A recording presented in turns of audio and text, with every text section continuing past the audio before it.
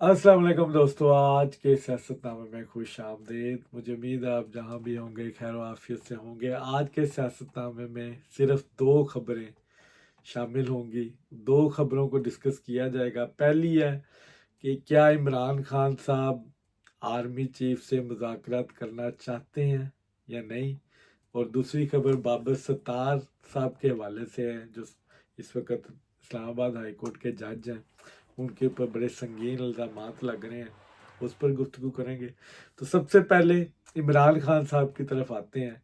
या इमरान खान साहब क्लियरली उनके एक लीडर हैं जनाब शहरियार अफरीदी अलमरूफ, जो 9 मई के वाक़यात जब हुए थे तो इनकी एक और वीडियो मौजूद है जिसमें वो कह रहे हैं कि मैंने इमरान खान साहब से, मुराद सईद से, उमर डार से बात कर ली है। हम GHQ के बाहर जाके मुजाहरा करेंगे और वहाँ पे अपना एहतजाज करेंगे।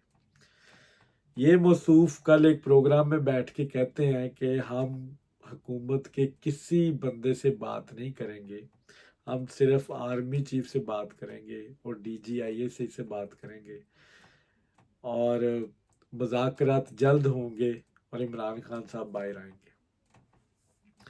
इमरान खान साहब दूसरी तरफ, सवाल अब ये पैदा होता है, दूसरी तरफ इमरान खान साहब आर्मी चीफ को डायरेक्ट टारगेट कर रहे हैं। डायरेक्ट आर्मी चीफ पे इल्ज़ामात लगा रखे कि बुशरा बीबी को कुछ हुआ तो आर्मी चीफ और DGISI अंजम उसके जिम्मेदार होंगे।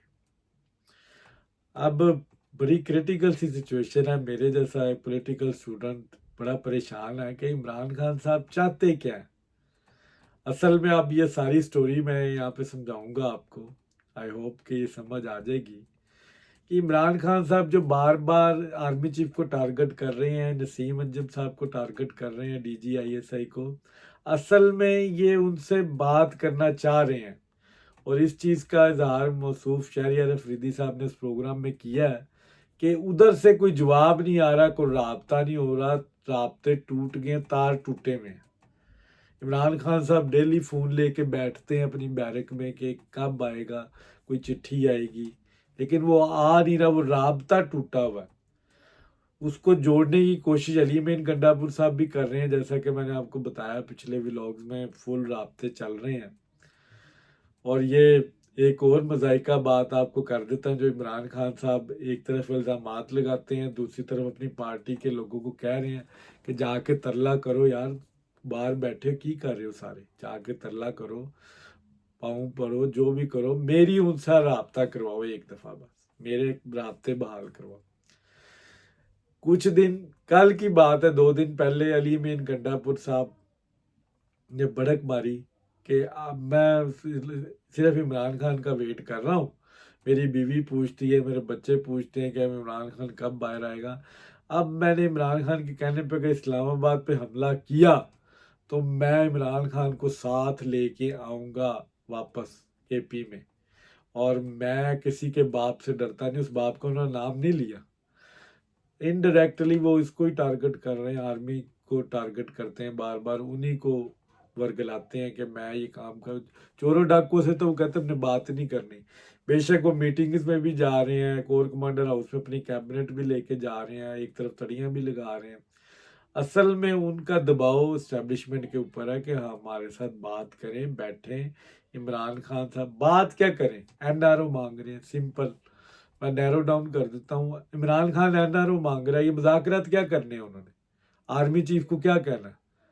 आर्मी चीफ साहब को यही कहना है मुझे बाहर निकालो और मुझे आप प्राइम मिनिस्टर बनाओ, ये शहबाज शरीफ साहब को ख़त्म करो, ये बात है। NRO मांग रहे हैं और उनको पता है कि NRO इन्होंने देना, अदालतों के ऊपर असरअंदाज इन्होंने होना 6 जजेस के पीछे, इसीलिए वो बार बार उनको प्रेशराइज गंदा करने के लिए कह रहे हैं।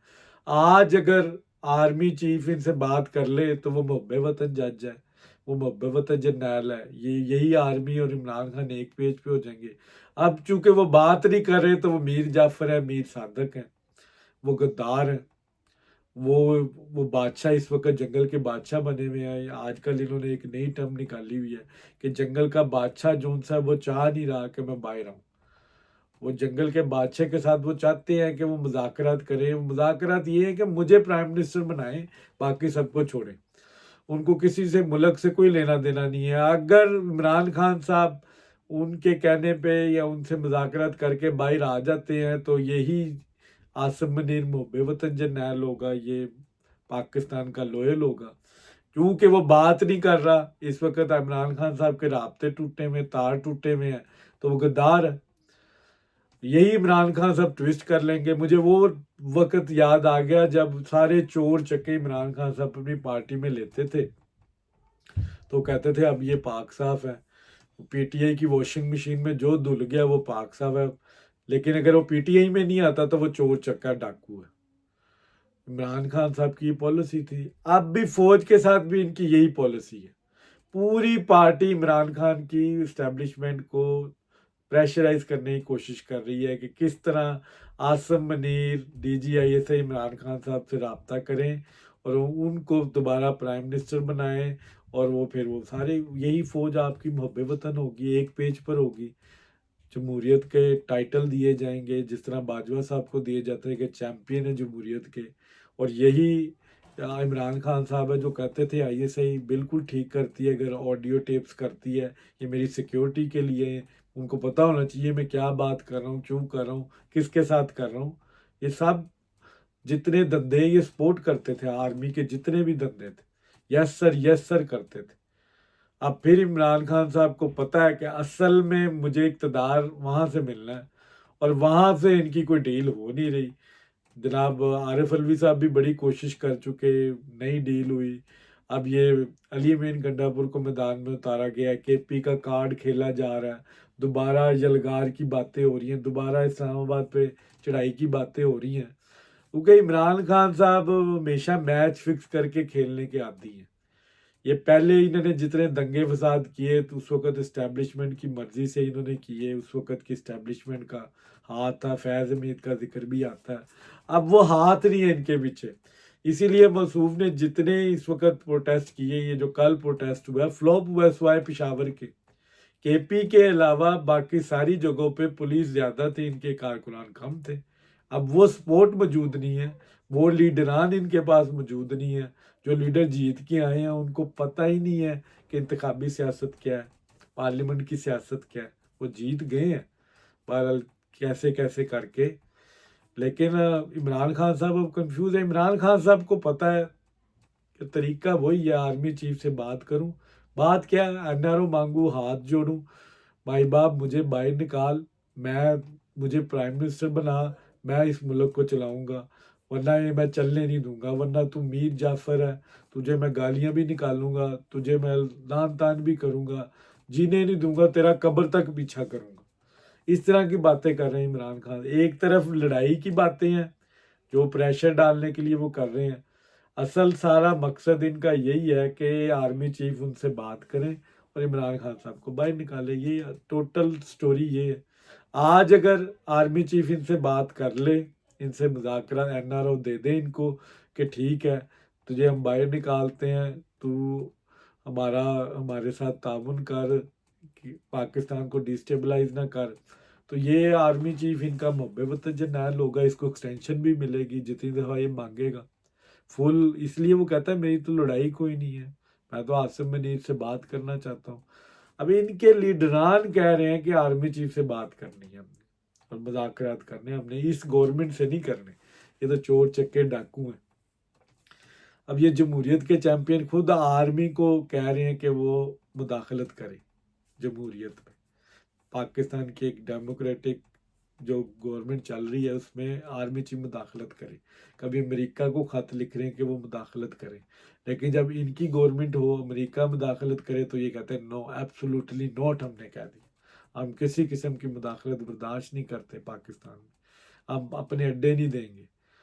چاہے انہوں نے کوئی بات کی یا نہیں کی، لیکن ایک امیج انہوں نے کریٹ کیا اس وقت کہ جی ہم ایبسولوٹلی نوٹ کا امریکہ کو، کشمیر کے معاملے میں ہمارا بالکل زیرو ٹالرنس ہے، ہم بالکل سٹینڈ لیں گے، انڈیا کے ساتھ لڑیں گے۔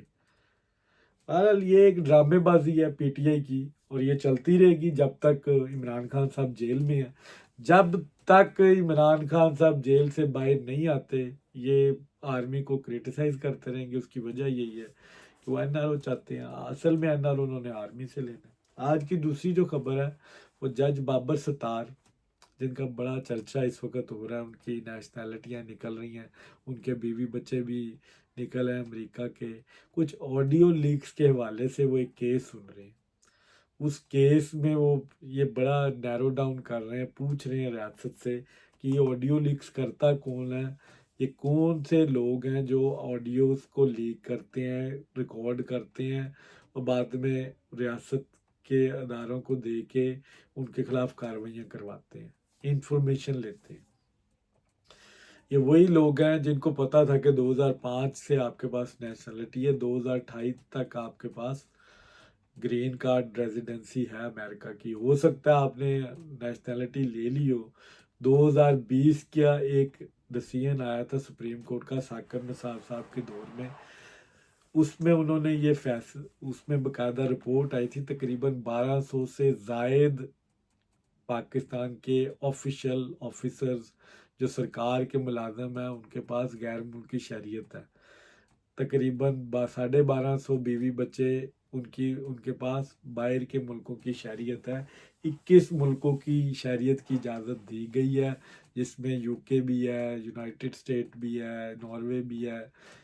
لیگلی طور پہ بابر ستار کو کوئی مسئلہ نہیں ہے، وہ نیشنلٹی لے سکتے ہیں، غیر ملکی شہریت، دوہری شہریت پہ وہ کام کر سکتے ہیں پاکستان، لیکن اخلاقی طور پہ غلط ہے۔ اسی فیصلے میں سپریم کورٹ کی ورڈکٹ تھی کہ یہ ایک ملک کے ساتھ لوئلٹی نہیں ہے، اگر آپ نے دوسری دوہری شہریت رکھی ہے اس کا مطلب ہے آپ وہاں پہ سیٹل ہونا چاہتے ہیں آفٹر یور سروس، یا کرپشن کر کے آپ ادھر بھاگ جائیں گے۔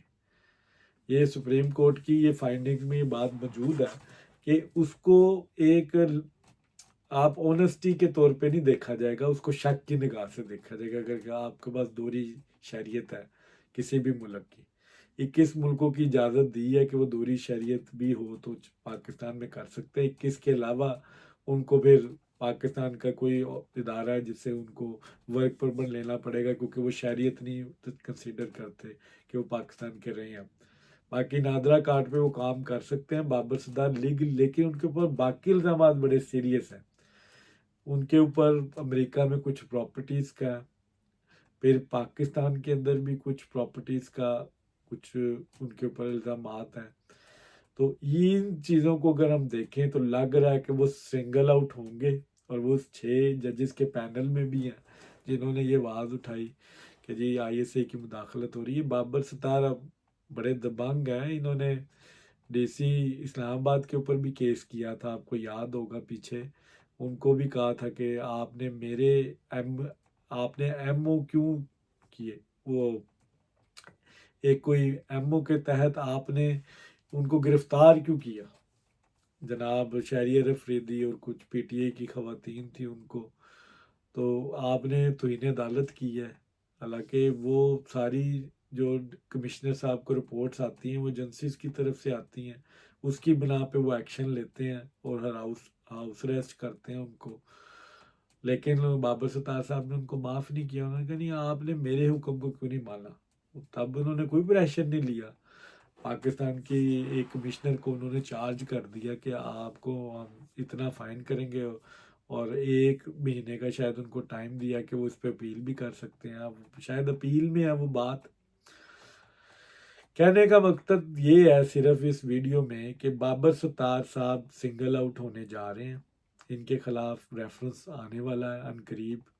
انفارمیشن یہ ہے کہ ان کے خلاف اب ریاست ایکشن لے گی۔ اب یہ جو ان کے سارے معاملات فنینشلی طور پہ ڈسکس ہوں گے، ان کی شہریت بھی ڈسکس ہوگی، اگر انہوں نے لی ہے نہیں لی، کیوں لی ہے، کیا معاملات ہیں، کیا ان کی بزنس چل رہے ہیں ملک سے باہر، تو اس کے نتیجے میں بابر ستار کے اوپر پریشر بنے گا۔ اب یہ پیمرا کے جناب بیگ صاحب ہیں، انہوں نے ایک کیس میں ان کو کہا کہ مجھے ان پہ اعتماد نہیں ہے، تو جسٹس عامر فاروق صاحب کو کہا کہ اس کیس میں آپ نیا بینچ تشکیل دیں۔ تو اس طرح کے معاملات حکومت کی طرف سے آ رہے ہیں، ان کے اوپر ایک قسم کا اعتماد جو ان سے ہے وہ ٹوٹ رہا ہے، ان کے فیصلے بائسڈ ہیں، ان کے فیصلوں کی روشنی میں بھی اب جو سپریم جوڈیشل کونسل میں جب ریفرنس جائے گا ان کے فیصلے بھی ڈسکس ہوں گے، انہوں نے کس کے حق میں کیا فیصلے دیے، کیوں دیے، ہو سکتا ہے کچھ آڈیو لیکس بھی آئیں اس میں مزید، تو ریاست کے ساتھ ٹکر ہمیشہ مہنگی پڑتی ہے۔ تو جسٹس بابر ستار صاحب بھی اس چکر میں آئے ہوئے ہیں، لگ نہیں رہا کہ ان کی اس میں کوئی بچت ہوگی۔ اب دیکھنا ہے کہ ریاست اس پر کیا ایکشن لیتی ہے۔ لگ ایسے رہا کہ بابر ستار کی چھٹی ہو جائے گی، ان کے خلاف ایکشن لیا جائے گا ڈسپلنری، اور یہ اپنی سیٹ سے، جج کی سیٹ سے دوبارہ امریکہ جائیں گے، یا اپنے خلاف جو کرپشن کے الزامات ہیں ان کو بھگتیں گے۔ تو یہ تھا آج کا سیاست نامہ۔